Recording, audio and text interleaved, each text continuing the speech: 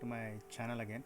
So today it's going to be another watercolor painting barn. So most of us actually, if you are painting or drawing at one point of your journey, you might have actually drawn or otherwise painted barn.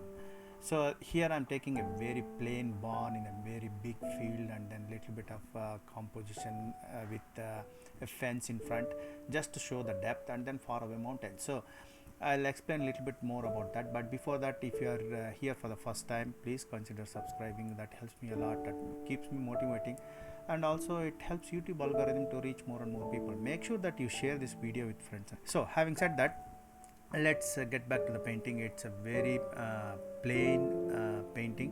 Main thing is, if you are a beginner, you can try it out. It's not difficult at all. Go through the video, approach exactly the way I have done, layer by layer and background to foreground. But the thing is that my painting is small in size, so if you are actually concentrating on bigger one, so you will have to use bigger brushes.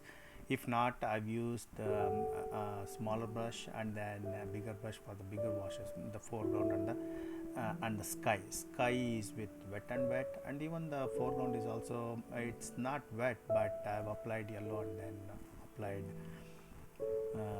green on top of that.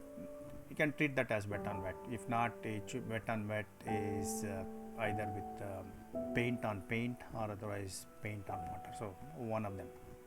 So that's the one thing, and then the path in front, and then the fence itself. So for the fence, what I've done is I've used, because you can use acrylic, but because I have gouache, so white gouache mixed with raw umber is the one which I've used. If not, if you don't have that, at least there are two ways: negative painting, so that you can leave the space for the fence rails, or otherwise you can use acrylic. If you have gouache, so then you can actually go ahead with gouache itself. So just make sure that the depth field is very bright and green.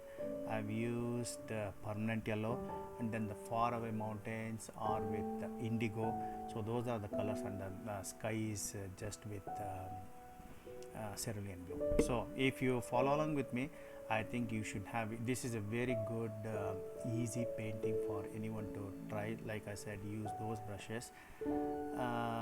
At least start with a smaller size, because the bigger size you go, you need to understand the difficulties with the strokes, the color, mainly the washes, because it's watercolor, so it's washes. If it is acrylic, again it has its own challenges with blending, how much paint you need to get it mixed, and then how you blend the bigger areas.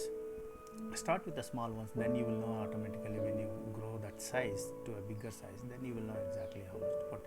So if you are following along with me, you should have a beautiful painting by the end of this video. If you are watching this for your enjoyment, enjoy yourself, and I'll see you in my next video.